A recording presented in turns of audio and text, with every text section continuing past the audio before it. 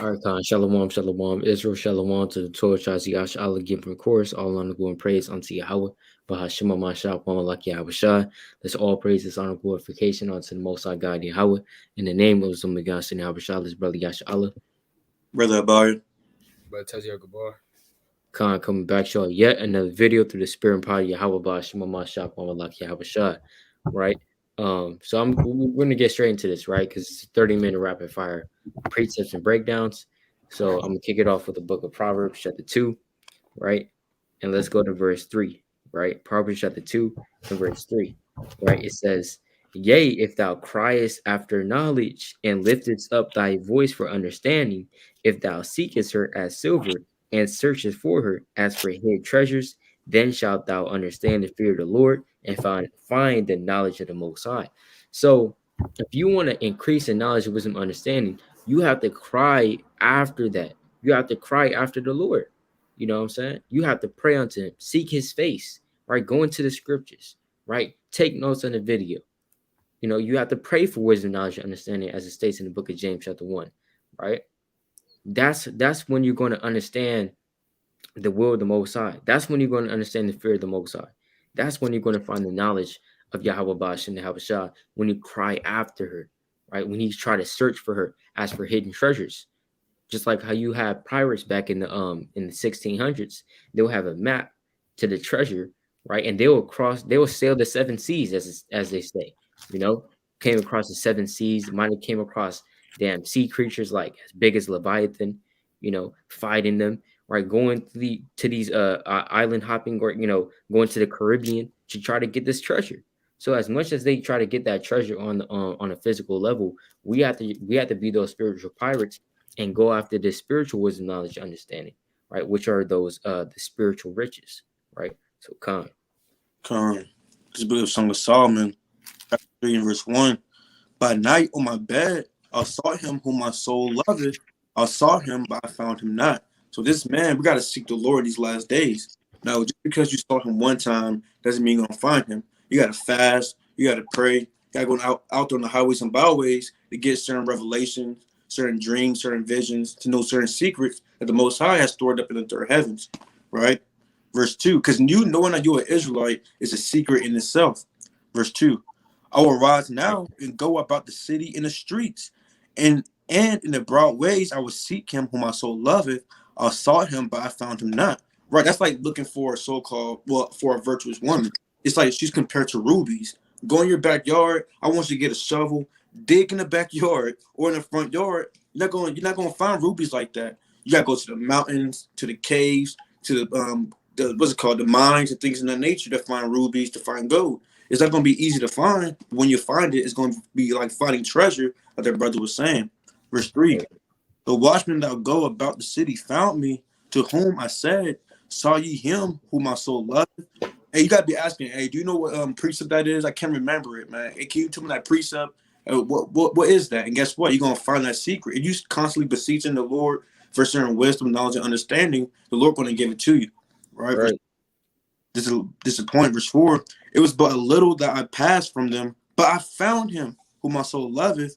I held him and would not let him go until I had brought him into my mother's house and into the chamber of her that conceived me. So right when you know who you are, right when you get that secret from the Most High, either it be a revelation, a dream, wisdom, knowledge, and understanding, anything that the Lord gives you, you can't let that go. You got to take hold on that and got to treat it well and cherish it, because the Lord can take it away. We got to constantly beseech the Lord. But Con, you got it.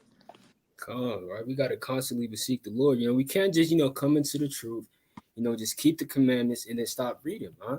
The brother was in the truth for like 6 months. He read for 4 months, and then he didn't read for the next 2 months, and he fell out the truth. That's not constantly beseeching the Lord, man.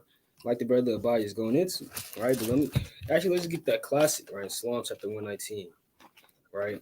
In verse 60, right? Because we literally we can't have, delays in this thing, man. Imagine we're in a damn basketball game.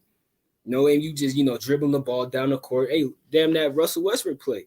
He just let the ball damn roll until the 8-second violation. He was delaying in this thing, man. He had the ball turn over. Right? He got a damn turnover after that. Right? That's what happens when you delay, especially when the Most High God, man. Right? He's not going to play. right? This is the book of Psalms, chapter 119, right, in verse 60, and it reads, I made haste and delayed not to keep thy commandments, right? That's the most simple scripture, but hey, it speaks volumes in this thing, man. Because you gotta have to make haste in this truth. You know, the Lord didn't give you this wisdom, you know, to just chill and damn sit at the house all day, man. You literally have to make haste to keep the commandments in this thing and to, push forth this word, right? And I had this also, right, in Sirach 6, right? The classic. I'm gonna read verse 25. Bow down thy shoulder and bear her, and be not grieved with her bonds. And yeah, we know things are gonna happen when you come into this truth, but you still have to bear wisdom, huh? You can't just, hold wisdom for no reason in this thing and just let it go. Now you have to understand your purpose, and you have to understand the fear of the Lord. And that goes back to Brother Yashar's point. You have to understand the will of the Most High God, man. And that's the ultimate thing, because the Lord doesn't want you to just fall out this truth, man. When He literally put you in this truth to push forth wisdom. All praises, brothers bringing out might, right? Let's go to the book of Song of Solomon, chapter 1 and verse 4, right? It says, what? Draw me, we will run after thee. So the Lord, so basically, hey, this is the elect, right? This is the elect. The elect, they're running to the Lord, right? They're trying to search after the Lord, trying to see the face of the Lord, if you can understand, right? And understand His word, It says, we will draw me, we will run after thee, right? The king had brought me into his chambers. What are the chambers? The chambers are going into these different books, right? Going into the book of Jeremiah, that's the chamber. The chamber of Jeremiah, the chamber of Isaiah, the chamber of Ecclesiastes, right? These are the different chambers of the scriptures, the different books, right? We will be glad and rejoice in thee. We will remember thy love more than wine, the upright love thee, right? Because when you go to the book of Proverbs, chapter 3 and verse 13, I'll tell you what, happy is the man that findeth wisdom and the man that getteth understanding. So that's why it says, we will be glad and rejoice in thee, because you found Yahweh, you found the truth, you found the wisdom, right? After all those damn late nights, you know what I'm saying? You staying up to 2, staying up to 3, you're trying to find the wisdom, you're trying to find the understanding. You have finally found the wisdom, knowledge, understanding of the Lord, right? Hey, the Lord, let's lock you. Let me just get one more precept, right? Let's go to 2 Timothy chapter 2 and verse 15, right? The Lord sees that. The Lord sees all of our works, right? The Lord sees all of the times that you read, that you were trying to figure out a precept, you couldn't figure it out, right? You're trying to link it up with this precept, you're trying to link it up with that. The Lord sees all of that, right? 2 Timothy chapter 2, verse 15. Study to show thyself approved unto God. So the Most High, He sees that, and you'll be approved of the Most High if you study His word, right? A workman that needs not to be ashamed, rightly dividing the word of truth. And it says rightly so that you're not damn breaking it down all wrong, right? You're going into the book of Revelation saying that the damn beast is going into Yahushua, and that you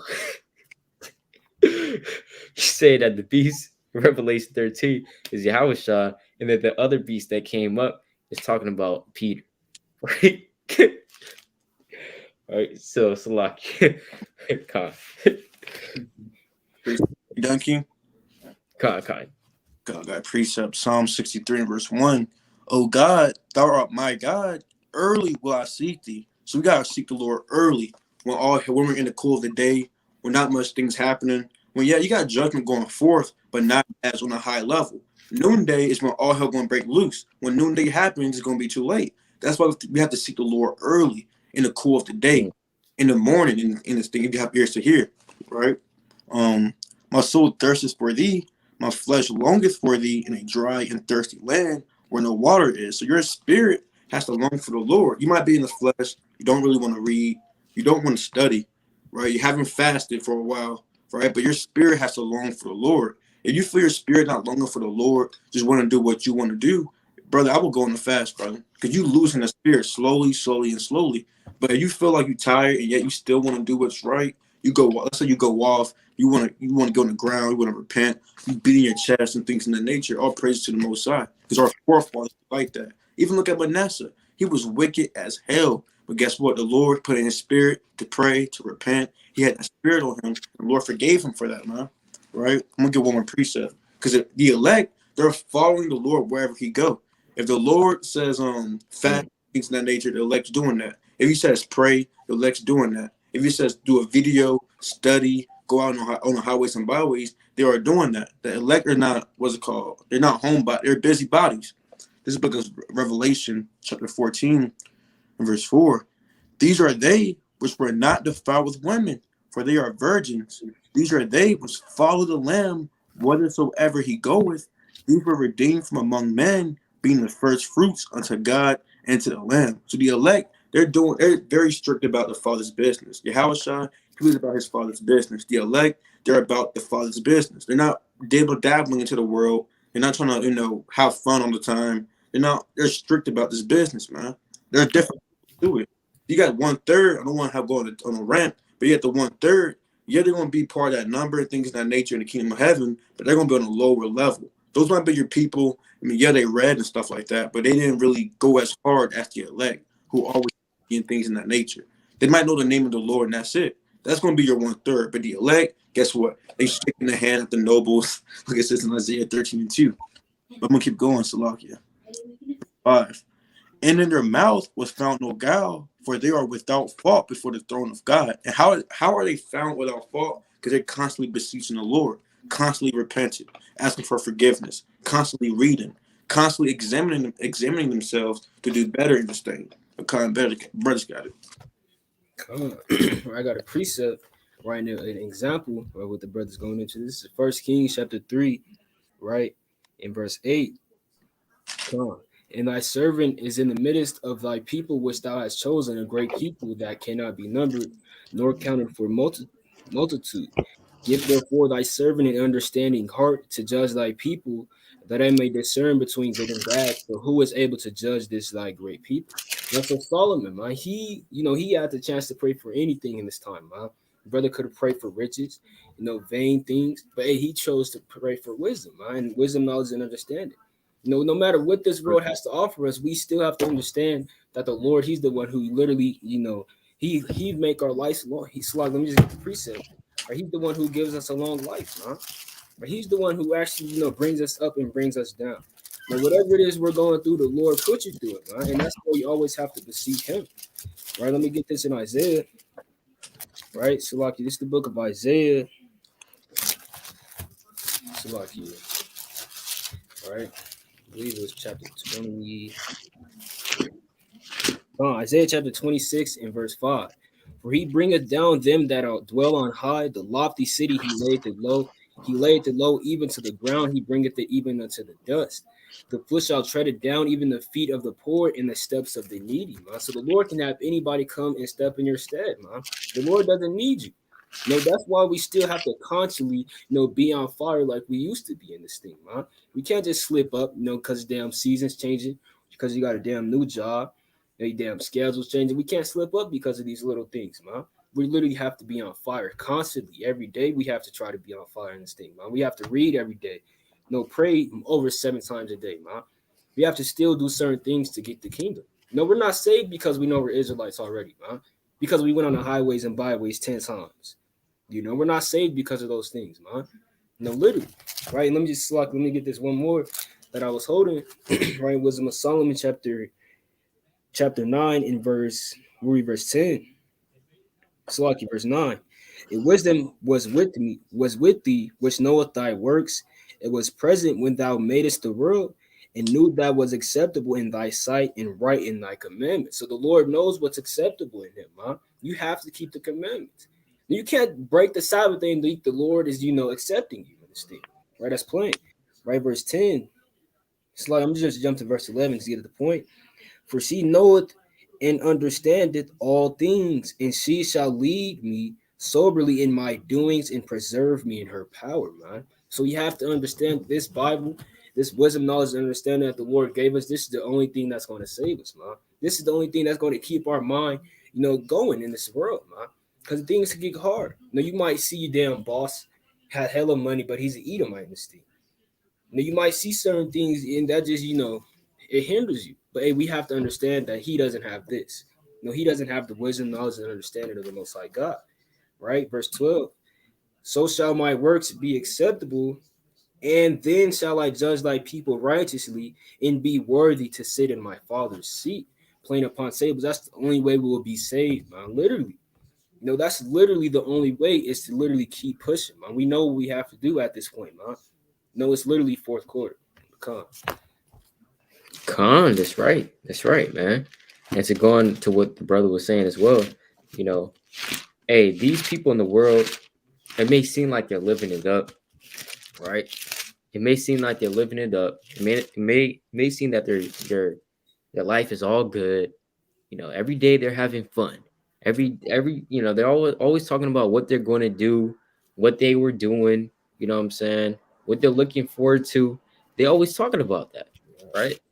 Because guess what? It's their kingdom right now, especially these other nations, right? It's their kingdom right now.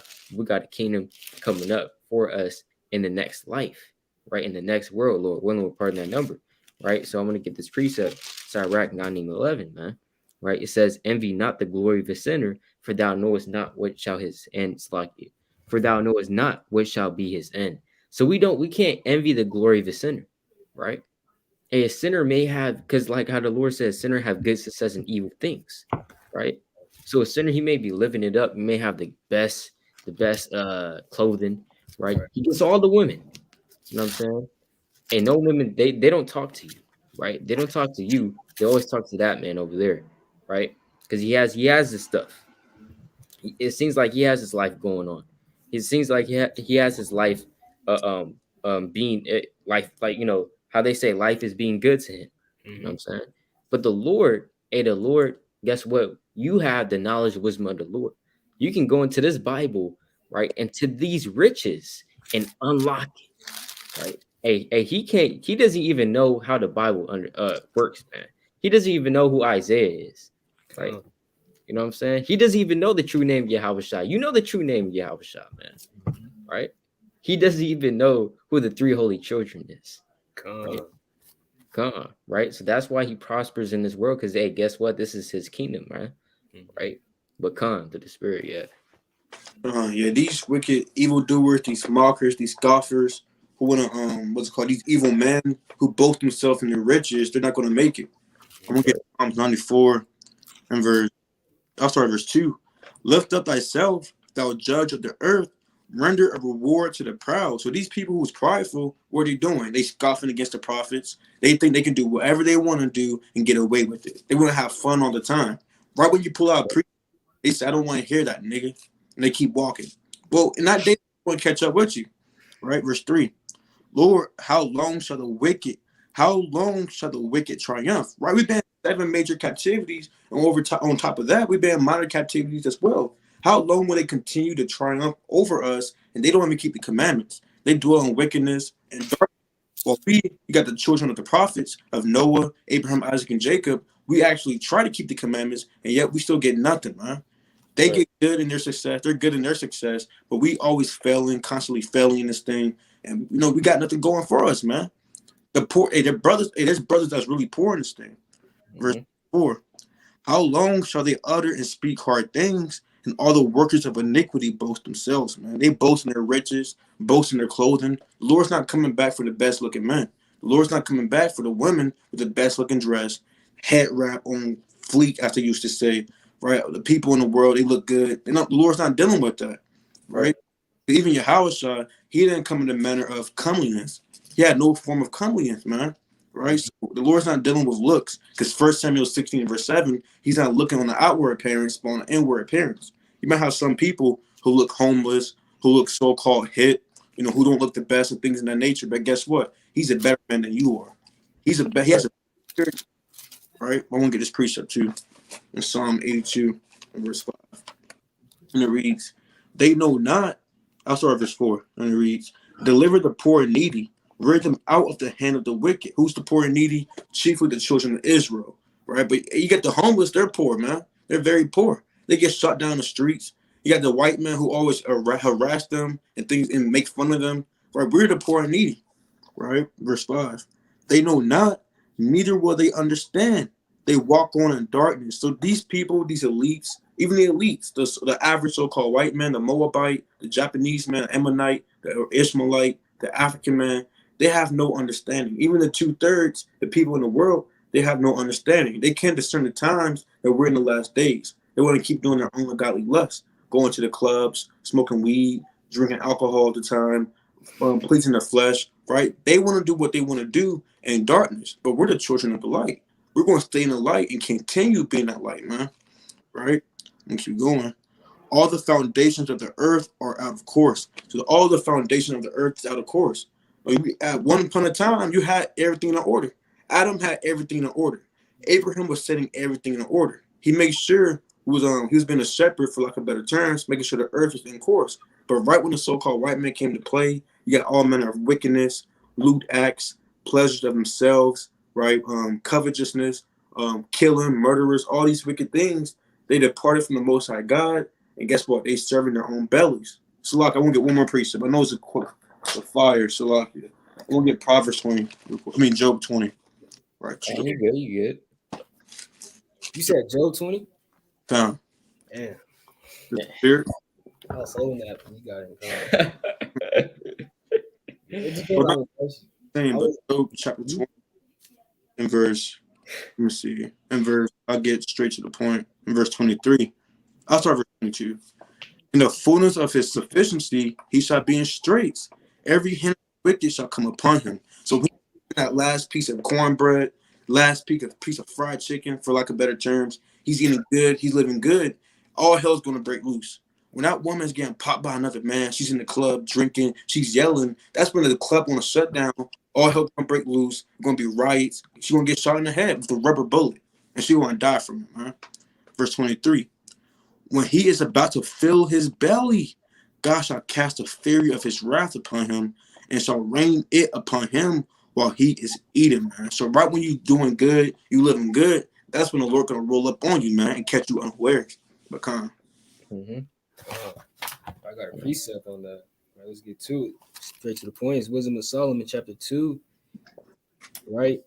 I'm going to read verse 17. Let us see. No, so like I'm going to jump to verse 19. Right? Let us examine him with despitefulness and torture, that we may know his meekness and let improve his patience. Let us condemn him with a shameful death, for by his own saying he shall be respected.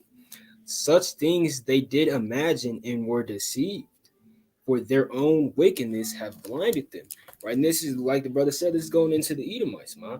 Right, they do all these things unjustly, and they believe it's just because our own worst things of that nature, and because we said this, we said that, we ran at you, we had our hands up. They do these things, and it's all to their own deceit. Right, verse 22. As for the mysteries of God, they knew them not, neither hoped they for the wages of righteousness, nor discerned a reward for blameless souls. Man, playing upon tables. Right, so they don't even know damn who Isaiah is, like the brother Yasharala said, man. They don't know, that the blacks, Hispanics, and Native Americans are Israelites. And that's the first thing you learn when you come into this truth, man. They don't know that we're going to be saved out of captivity, man. And those are literally the mysteries of God. They're so simple to, the people that know this truth, but that's literally a mystery to this world, man. To the people that deceive you, to the people that kill you, to the people that do all these bad things to you, they don't even know, man. They don't know.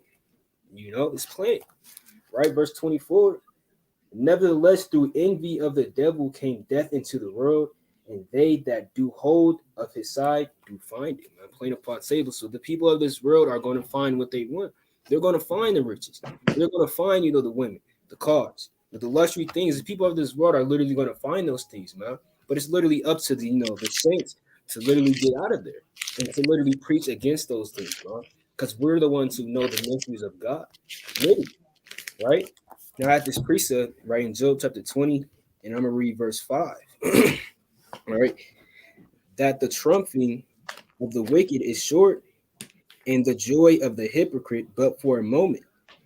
Though his excellency mount up to the heavens and his head reach unto the clouds, right? So though the wicked, get, so high up in the society that they created for themselves, though they, be rich, so-called, have all the women, the jewelry, down the cards, have all these things, though they have those things, the Most High says, right? Yet shall he perish forever like his own dung. They which have seen him shall say, where is he? Man? Playing upon tables. So that's the 2/3 as well, man. damn LeBron James, everybody, damn NBA young boy, anybody that heard the word and and didn't take it in and as literally the truth, man, they're literally gonna perish like their own dung in this thing, man. Right in verse 8, he shall fly away as a dream and shall not be found. Yeah, he shall be chased as a vision of the night, man. The wicked people, that's what's going to happen to them, man. But it's literally our job to bring condemnation to this world because it needs, a sharp rebuke from the Most High God, in which we know of. Come Con, that's right. That's right. All praise to the Most High, man. I had a precept too. All right, let's go to Job chapter 36, verse 11. If they obey and serve him. So Israel, you still have time to obey and serve the Most High.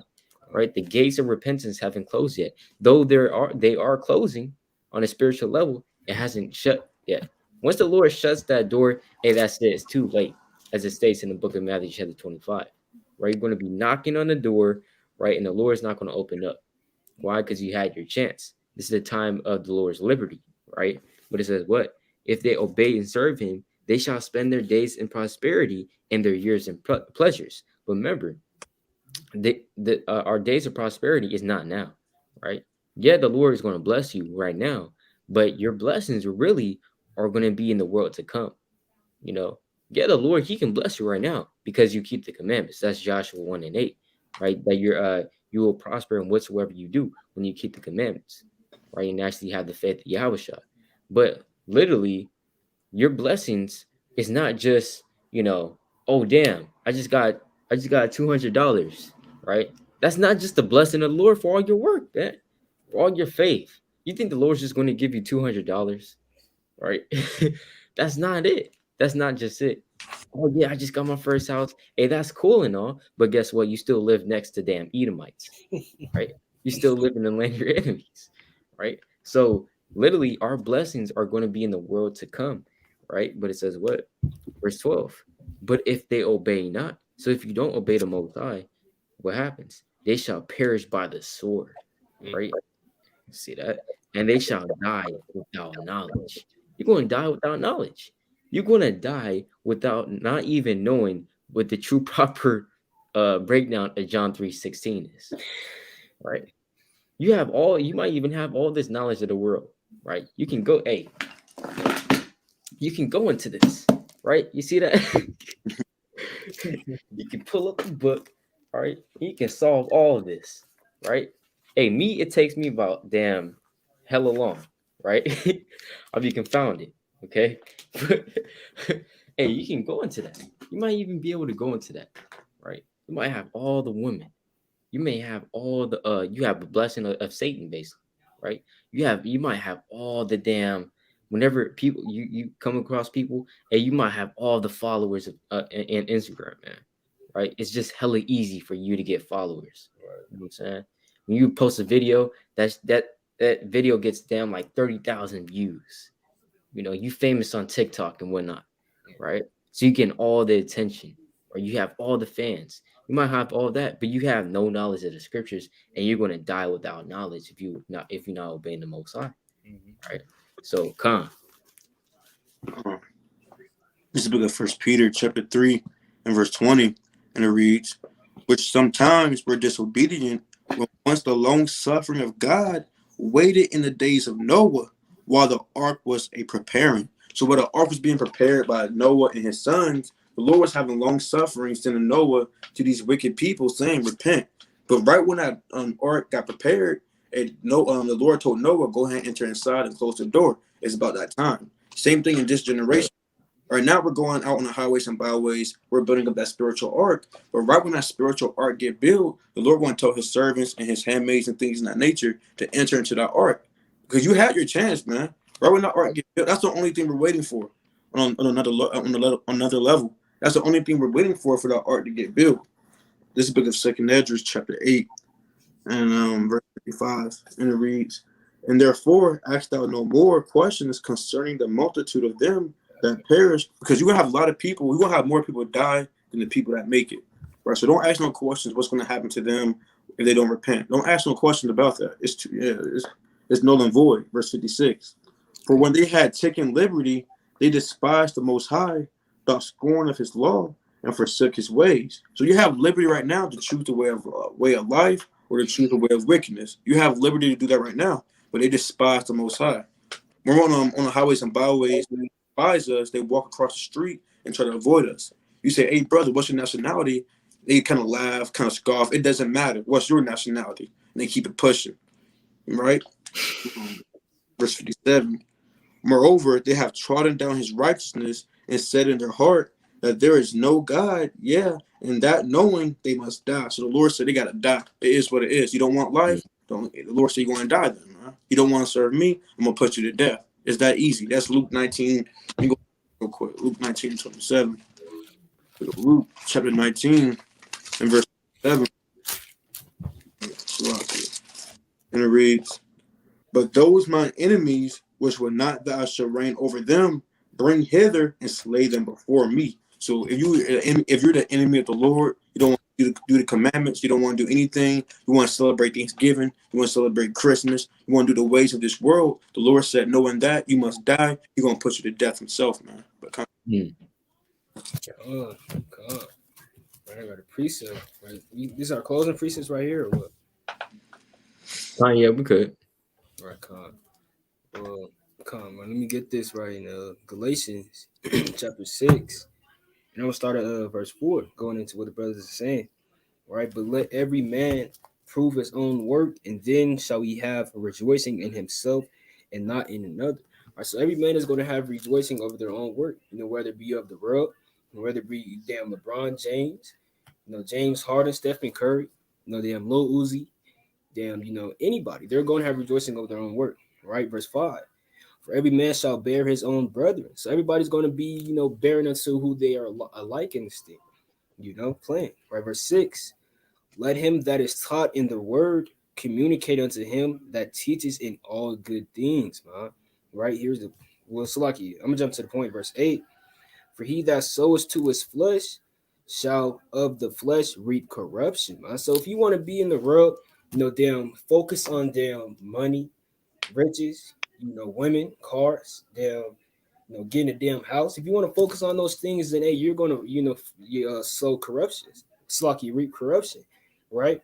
But he that soweth to the spirit shall of the spirit reap life everlasting, man. And that's how we have to be in these last days. As men that know the mysteries of the Most High God, we literally have to, sow to the spirit, man. We literally have to do things that build our spirit up, because that's literally our job. Literally, Lord, imagine we're working in a damn warehouse, man. We got damn 24-hour shifts, 7 days a week, and all the Lord requires us to do is damn put boxes in a damn trailer, man. Imagine a brother, takes 2 days off. He's going to be damn fired, man, terminated, man. And that's literally, but he signed up for this thing. Hey, he's still going to reap corruption. Why? Because he wants to do his own thing and wants to do his, what his flesh, what pleases his flesh in this thing. But we literally have to please the Most High God, which is reaping to our spirit, right? Verse 9, and let us not be weary in well doing, for in due season we shall reap if we faint not. And that's literally our mission on this earth, for us not to faint, for us not to fall back into that world that everybody talks about, because we could talk about it, but hey, it literally happens. People literally fall out this thing every day. And it's literally your job to not fall out. It's your job to go out there and teach, man. It's your job to tell people that they're Israelites as being so-called Blacks, Hispanics, and Native Americans. It's plain. Khan, that's right, man. That's right. You gotta do as the Lord states. Where I have this closing precept. This is a book of Wisdom of Solomon, right? Chapter 3:8. All this is good, man. But I'm gonna go to verse 19, right? This is the book of Wisdom of Solomon, chapter 3, and I'm sorry, verse 18. Or if they die quickly, they have no hope. Now they comfort in the day of trial, right? So the wicked, hey, they might be cut down. It's either they cut down quickly, or the Lord suffers them and then gives them a great destruction, right? Verse 19. For horrible is the end of the unrighteous generation. See that? Horrible is the end of the unrighteous generation, man. It's going to be horrible. Jacob's trouble is going to be horrible. We're just going to put it like that. Playing upon tables, man. Right? It's going to be horrible. People dying in the streets, crying, damn, all hell breaking loose, martial law, confusion in the earth. And what are you going to do? Those of you Eves that don't want to be submissive to the husbands, right? What are you going to do in that day, right? What are you going to do in that day, you Jakes that want to damn sag your pants, right? And smoke weed all the time, right? And not care about the scriptures and not care about the Most High or about who you are upon the earth. What are you going to do in that day, right? Because horrible is the end of the unrighteous generation, and we trying to prepare for that end to come, right? We trying to not be um, set in number among those unrighteous people that are going to be punished, man. Right? So Khan, with that, all praises to Yahweh. Look, yeah. Oh, Khan, you got it. Actually, never mind. You got it. Actually, no, you got it. You got it. Hey, you got it, King. If you want to bring out something. Romans chapter 12 and verse 1. I beseech you, therefore, brethren, by the mercies of God, that you present your bodies a living sacrifice, wholly acceptable unto God, which is your reasonable service. So we got to make our body a living sacrifice. If you're a brother in this thing, hey, no matter how many calls back to back to back, get on those calls, brother. It's edifying, you know. Do the things you have to do. Whether your head's hurting, your flesh is weak, make your body a living sacrifice. Whether you got to teach the young kids, you have brothers and sisters, you got to, what's it called?